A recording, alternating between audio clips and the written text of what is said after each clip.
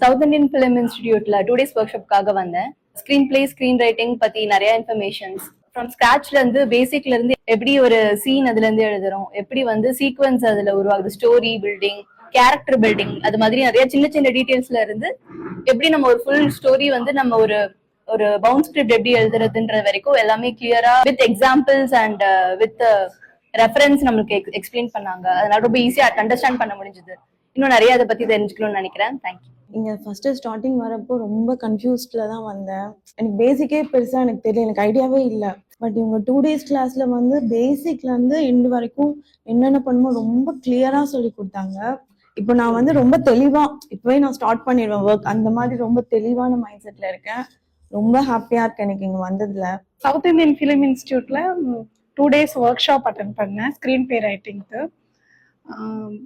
ஸ்கிராச்ல இருந்து end to end எப்படி ஒரு ஸ்கிரீன் பிளே எழுதணும்ட்டு இன் டீடைல்டு கத்துக்கிட்டேன்.